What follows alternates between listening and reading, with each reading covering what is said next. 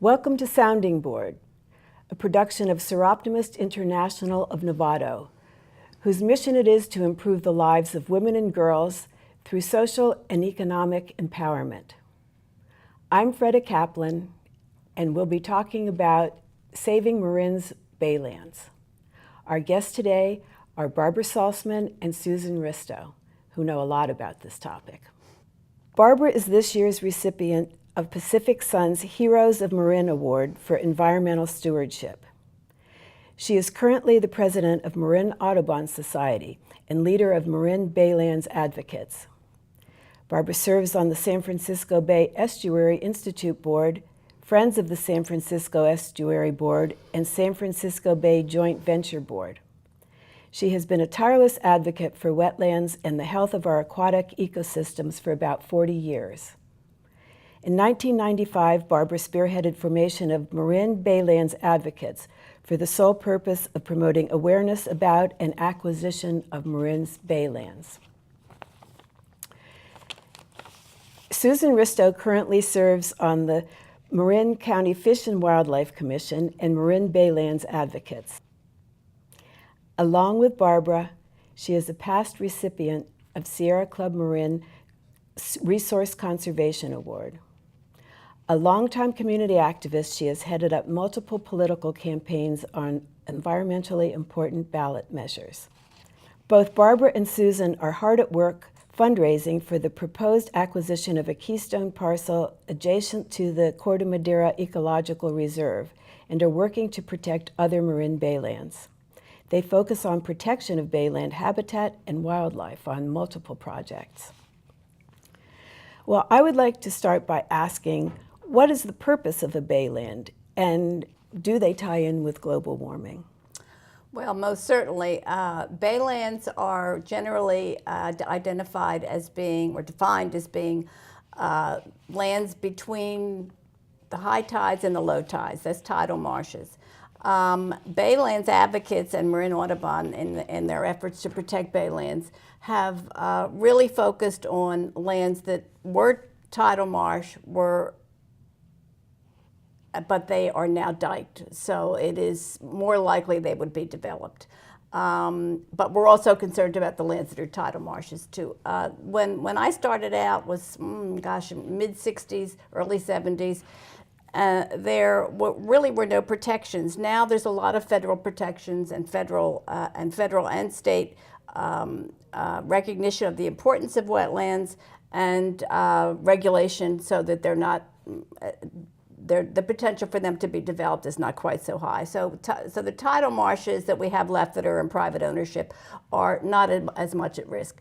But we realized, whatever it was, 30 years ago, that the lands that were diked are at great risk. So the importance of them is that they are, as they are often referred to as the kidneys of the bay. They improve water quality. They absorb pollutants, trap sediments, and generally contribute to the health of the bay. They are habitat for wildlife, and as you said, they are a great benefit for global warming because they will they do absorb pollutants, and they do absorb the carbon. Their carbons they sequester carbon so that we have cleaner air and a better climate. The other benefits include they are helpful in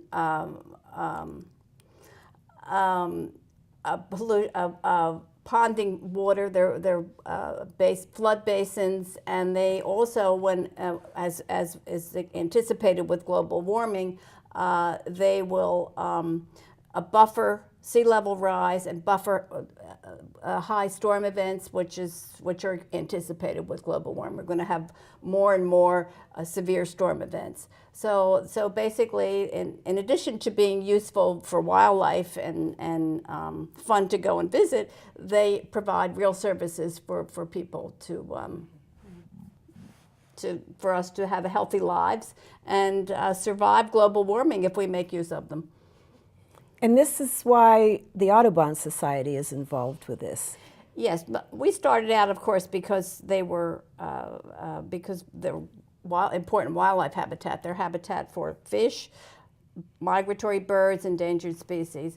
But then we moved on to Audubon is now taking a great part in connecting global warming and the importance of addressing habitats and maintaining habitats if we're going to have wildlife species that survive global warming, because the habitats are changing.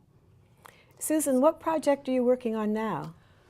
The current acquisition we're working on is a 5.2 acre parcel which is surrounded on 3 sides by the Corte Madera Ecological Reserve. The Corte Madera Ecological Reserve is a very important habitat for endangered species. It provides all of the benefits that Barbara was talking about in terms of flood protection and protecting it against sea level rise. So its location is really vital. We talk about it, the importance of this acquisition as filling the gap at the Corte Madera Ecological Reserve.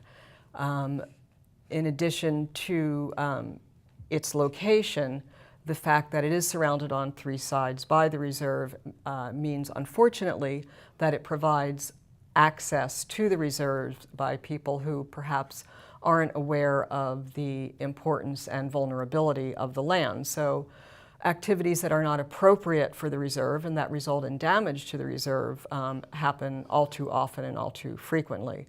So by acquiring the reserve, this 5.2 acre parcel, we will not only be protecting it and as well expanding the reserve habitat itself, we will be protecting the reserve habitat as well. So the fundraising is ongoing. We recently had an event at the reserve where people could come and see the property itself and Barbara led them on a field trip, to show them how the habitat and, to see if we could find a little wildlife that were there. I also wanted to add to what importance these baylands serve is not only for the resident species, and Barbara did touch on it, but there are hundreds of migratory waterfowl that use the Pacific Flyway to rest, to forage, to feed themselves and to overwinter. So we live in a part of the world that has very important habitat, that it has a very important flyway, and to provide large areas of wetlands. I mean, the individual wetlands are important and unique, but bringing them together as we're trying to do with this 5.2 acre purchase provides a larger contiguous area that adds to the diversity, and as well as adding to the diversity, it adds wildlife corridors where the wildlife can, to move more easily. So we look at this as a keystone parcel, very, very important, and we're proud to be moving forward on it. Just to add to the importance of the ecological reserve, it's one of the very few marshes in the bay that is has never been diked, and so because of that, it has a complex channel system and much more complex than marshes that are more recently restored. We've vegetative community, plant community, and so it makes it more unique than most marshes around. They're all important, but this one is even more important, and I'm sure that's the reason that it has a rather dense, much more dense population of endangered species, endangered ridgeway rails. They used to be called clapper rails. They recently changed the name, so it's a mouthful. But this endangered species is a dense population there. the section that is historic marsh is about 95 acres, and it has quite a large population, so it's special. Can our viewers help acquire this land? Absolutely. Glad you asked. As we said, we're hard at work doing fundraising with solicitation letters and fundraising events and publicity. Donations are certainly needed and appreciated. And if anyone who's watching, listening, would like to help, they can go to either the Audubon website or the Baylands website, and Audubon is www.marinaudubon.org. That would be MARINAUDUBON, or www.marinbaylands.org, MARINBAYLANDS. And again, any contributions are welcome. As well, Marin Audubon has an extensive volunteer program, so we welcome any help from the public. Getting the public engaged, helping the public to learn about the importance of this only helps us all. And you can donate either by sending a check, you can donate through PayPal, or directly through Marin Audubon's website through your Credit card. Credit card. Thank you. What are some of the other pieces of land you've acquired? Well, I often, when I'm asked this question, I often remember the very first Baylands meeting I went to. There was a list of sites, and I found actually an old iteration of it, of privately owned baylands. And privately owned baylands, they're the ones that are in danger of being developed. And once developed, it's almost unheard of for them to be reclaimed again. And I was not very familiar with any of the names on the list, and one of them was Bahia. And as someone was running down the names and they said Bahia, everybody present just guffawed and laughed at the absolute insanity of even thinking that a small group, as we were, could somehow cobble together $16 or $17 million to purchase these 600 and some acres of wonderful, rare forest and wetlands. And come to pass, with a lot of work, a lot of effort, and a few, referendums, Bahia is now saved for future generations, for habitat, for animals, and for me, that's really the jewel that we have protected. There are many others. There's Simmons Slough, and Barbara, you can talk about the importance of. Right. Well, the way we usually work is that, let me just back up a little bit, is that the Marin Baylands Advocates does a lot of strategizing, and we do a local fundraising through local organizations or individuals. We're fortunate because there's been through the years federal and state money for purchasing wetlands because it's recognized they're very important. And so Marin Audubon is a 501c3, and we apply for the federal grants. And so we have a relationship that enables us to get funding from a wide variety of sources. Some of we own at this, and Marin Audubon takes ownership of many of the properties. Some of them we've donated to federal and state agencies and local open space district.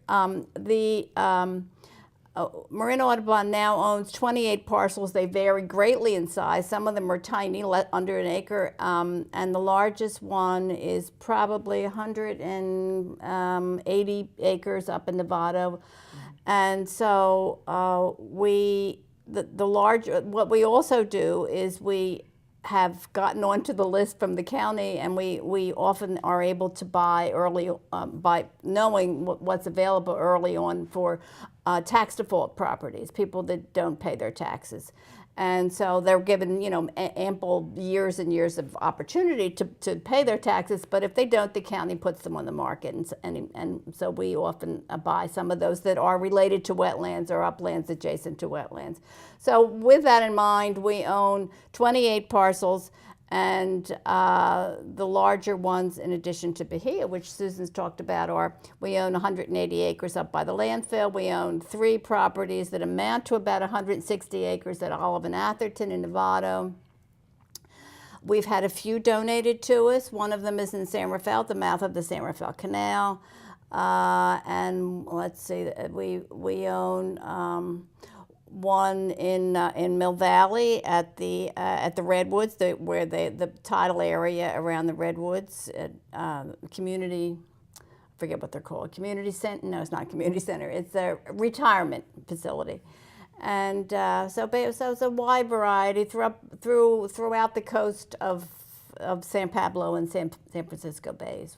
In Marin. I think it's. Did I miss any? Well, I'm thinking just sort of in toto, it's a little more than 1,000 acres.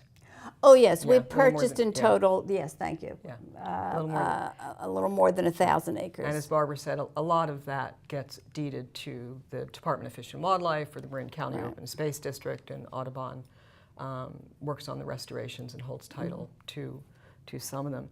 It's, I think, also interesting to note that an acquisition, for instance, the Corte Madera Ecological Reserve Expansion Project, has been in the works for more than 20 years, and that's not at all unusual because of the process. It's a unique process of acquisition, very much unlike purchasing a house, because of the mechanism of the fundraising, which can take a very long time, because of sometimes the expectations of the property owner. We can be in and out of a negotiation for a decade or more, and a lot of time is spent following the properties that are still in private ownership, making clear that an option other than development is acquisition. And with the successes and achievements of Baylands and Audubon, over the years we have become a very realistic option to development. And again, this one parcel we're working on has been 20 years in negotiation, and now we're, what are we, about halfway to the fundraising? We're almost halfway. Most of the big parcels that we have purchased, and I mean like over 5 acres, have been in the works. Not necessarily us working on them, but they have been. We've been concerned about purchasing them. They've been on our list for more than 20 years because we usually focus on baylands that are diked. So as Susan mentioned, there's an expectation often, usually by the owners, that they can develop them. But they often fail to realize, it takes them many years to realize that in fact, even though they're diked, they're still important baylands, and they're still important habitat, and they serve all the other functions that we talked about earlier. They still improve water quality, and they offer flood ponding benefits and wildlife habitat. You know, they're a little different, but. How do you persuade people to give up their title to these lands? Is it by buying it? Well, it usually persistence, I would say. They have to really come to it themselves. Yes, that's true. Yeah, we offer them the opportunity. We tell them why it's a problem for them, that point out that they haven't been able to develop for whatever it is, 15, 20 years, and it's unlikely that they will be able to develop. And often it takes them many more years to come to realize that perhaps this is not going to be developed. And so. And sometimes a property will change hands. One person will have it for 4 or 5 years. They won't have success. Somebody else will pick it up. And so there's a learning process and a learning curve with each new owner. And sometimes we will have what in the moment feels like a failure with certain parcels where we haven't been able to raise the money in the allotted amount of time, and the property owner will get impatient.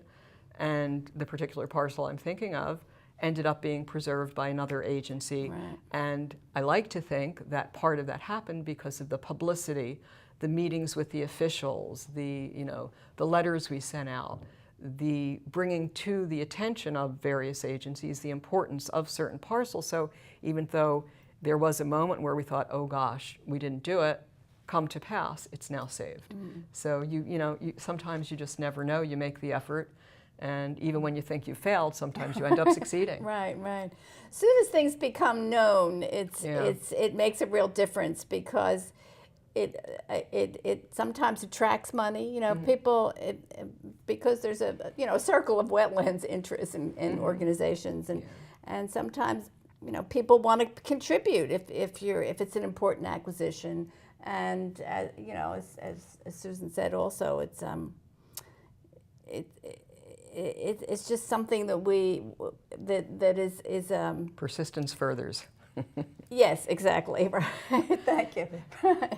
And the regulatory agencies that have come about have increased the protections, as Barbara said, as they've come to realize the importance of the wetlands.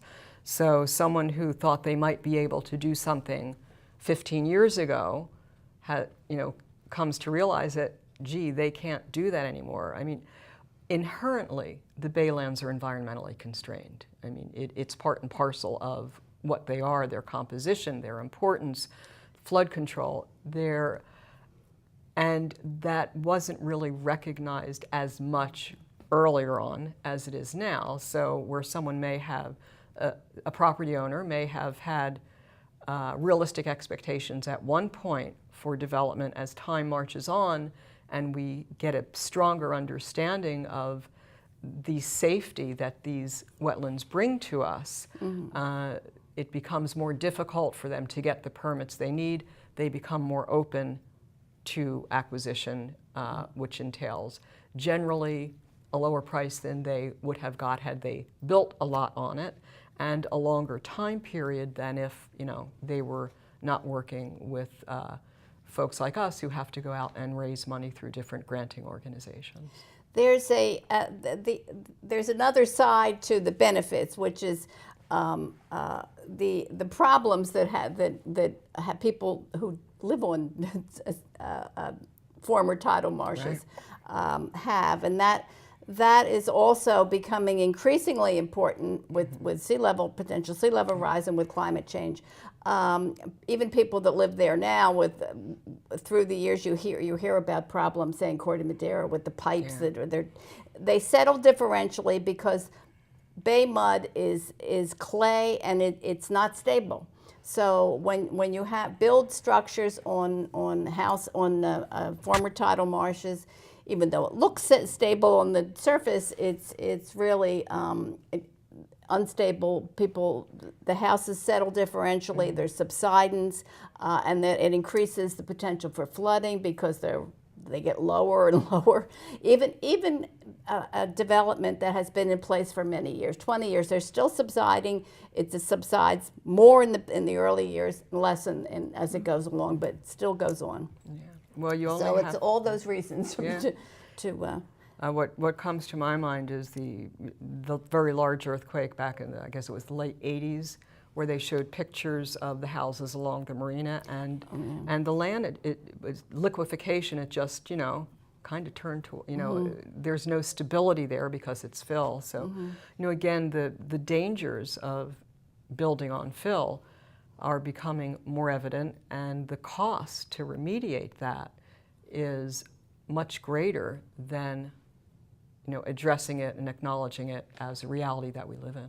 That's important what you're saying, because the permits, I thought that was interesting. You don't need the law, you need the permits, really. The regulatory agencies, Very interesting. Yeah, and I think that it's becoming more and more realized that wetlands are really critical to keep to protect against sea level rise, because they slow down the water. You're not going to get the kind of flooding that you would get if you didn't have marshes and tidal marshes in front of you. If you have a development where the water has to go long distance to get to it, slows it down, and so there's much less potential for inundation. Do you have any plans for future saving of Well, we have our long list that Susan pointed out. We have a very long list. When Baylands was first formed, that was one of the tasks, was to survey, along the San Pablo and San Francisco bays for wetlands that were still in private ownership, and we came up, that's the list we came up with, and there are quite a lot of properties still on there, and a lot of properties have been saved. Some of them are little. Yeah? But some of the big ones, you know, they're the agricultural lands that are still Leveroni's properties up. I shouldn't mention names. And there's I don't know, four or five parcels along the bay that are pretty big agricultural parcels. And then there's small parcels. One of them is Jack Crystal's down in, he wants to build, I've said this in public, so it's okay. He wants to build a hotel down on Richardson Bay, and so we're interested in that. And, you know, what we do with him, what we've done with others, we've met with them and told them we're interested, and then you have to wait and see what happens. So. Yeah. We're about out of time, but I was wondering if you have any words of encouragement for young, enthusiastic people who would like to help. You want to take that? Sure. I'll add. Okay. I would say get involved. That's the most important thing. And Audubon and a number of other organizations offer a lot of opportunities. There's junior bird watchers. There are volunteer days where, you know, if you can lift a spade or a shovel, you can help plant native plants, you can help get rid of invasive plants, you can learn about the importance of the ecosystem and the habitat you're working in. So get involved, get informed, be aware. I do this for a large part for future generations, and I hope the younger generations will step up and do the same. Well, thank you. Thank you for joining us, Barbara and Susan. They can also join Marin Baylands advocates and Marin help Audubon. us. And Marin Audubon, Yeah. both. And we'll put your websites up so that Okay, people can great. go there. Great. And I want to thank our Seroptimus crew and Leon Johnson, our engineer, for helping with the production of our sounding board programs. You can see archived sounding board shows on the Seroptimist International of Novato website. We have about 100 of them, and they're all very interesting. We want to thank especially the Buck Institute for Research on Aging for allowing us to use the wonderful studio here. And we want to thank our viewers, like you. Thank you.